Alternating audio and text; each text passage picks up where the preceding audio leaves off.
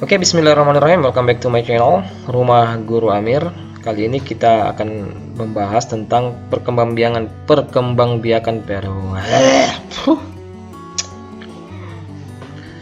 Bismillahirrahmanirrahim. Welcome back to my channel, Rumah Guru Amir. Kali ini kita akan membahas tentang perkembangbiakan vegetatif dan ide pokok untuk buku tematik kelas 6, tema 1, subtema 1, pembelajaran 3.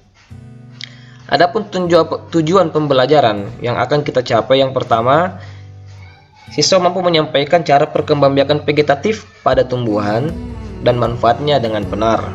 Yang kedua, setelah membaca teks tentang tumbuhan sebagai sumber kehidupan, siswa mampu menemukan ide pokok. Pernahkah kalian melihat tumbuhan berikut? Nanas dan bawang merah. Nanas dan bawang merah ini merupakan salah satu di antara tumbuhan vegetatif. Nanas berkembang biak dengan cara vegetatif. Pembibitan tunas dapat dilakukan untuk mengembangbiakannya dengan cara seperti berikut, ya. Nanas kita ambil bagian atasnya dan kita simpan di dalam air untuk menumbuhkan akarnya. Sedangkan pada bawang merah memiliki bentuk berlapis-lapis yang di tengahnya akan tumbuh tunas. Umbi lapis terdiri atas daun yang tumbuh melapisi batang dan membengkak di dalam tanah. Nah, caranya bawang merah dikembangbiakan dengan cara menyimpan potongan umbi ke dalam tanah seperti berikut ini.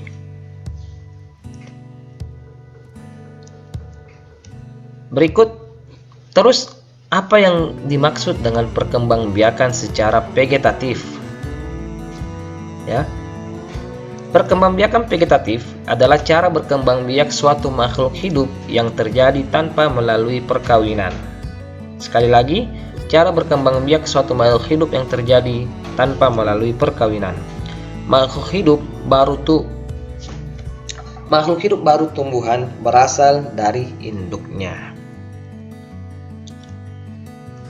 Lantas, ada berapa cara tumbuhan melakukan perkembangbiakan secara vegetatif? Yang pertama, ada disebut tunas. Contohnya pada pohon berikut ini, seperti cemara, pisang, dan daun cocor bebek. Tunas itu adalah anakan yang tumbuh di dekat tumbuhan induk, seperti ini ya, anakan yang tumbuh dekat tumbuhan induk seperti berikut ini. Yang kedua adalah spora. Spora seperti pada tumbuhan paku dan pada tumbuhan lumut. Spora itu artinya inti sel yang berubah fungsi menjadi alat perkembangbiakan. Oke. Ketiga adalah akar tinggal atau rizoma. Akar tinggal ini bisa kita lihat pada tumbuhan lengkuas.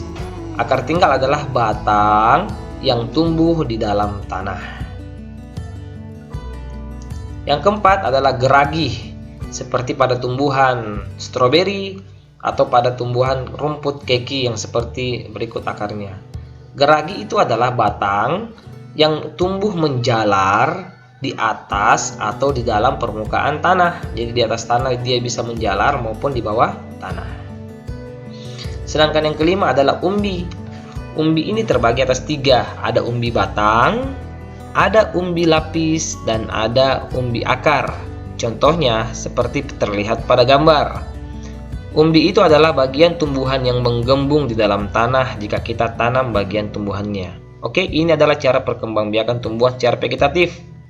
Berikut adalah tugas yang harus kalian lakukan di rumah, yaitu menulis nama tanaman, cara berkembang biak tadi, salah satu di antara kelima tersebut, dan keterangannya apa.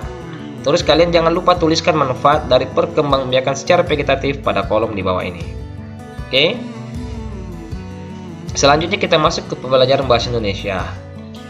Berikutnya kita akan menemukan ide pokok pada bacaan tumbuhan sebagai sumber kehidupan. Di sini terdapat 5 buah paragraf, 1, baris baru 2, 3, 4, dan 5. Anak-anakku nanti diharapkan untuk mengisi diagram seperti berikut. Mengisi ide pokoknya di dalam paragraf-paragraf berikut ini. Bapak akan contohkan satu. Kita akan mencontohkan paragraf kedua. Dataran rendah adalah daratan yang memiliki ketinggian 0 sampai 200 meter di atas permukaan laut. Hampir semua ibu kota provinsi di Indonesia terletak di dataran rendah. Tumbuhan di dataran rendah adalah padi, palawija, dan tebu. Dari bacaan berikut ini, kita bisa lihat bahwa ide pokoknya berada pada kalimat pertama atau di awal paragraf. Seperti ini, seperti yang Bapak tandai. Inilah yang kamu tulis nanti pada paragraf ya, pada diagram yang telah disediakan dalam buku tematik. Selanjutnya untuk paragraf pertama, 3, 4, dan 5 silakan kalian mencarinya sendiri. Demikian ya. Berikut adalah tugas juga yang harus kalian kerjakan di rumah. Perhatikan lingkungan di sekitar rumahmu. Apakah ada di antaranya yang berkembang biak secara vegetatif? Bagaimana kamu tahu bahwa tumbuhan tersebut berkembang biak secara vegetatif? Sampaikan pengamatanmu kepada guru dan orang tua kalian di rumah. Oke, salam edukasi dari Rumah Guru Amir. Semoga bermanfaat dan sampai jumpa.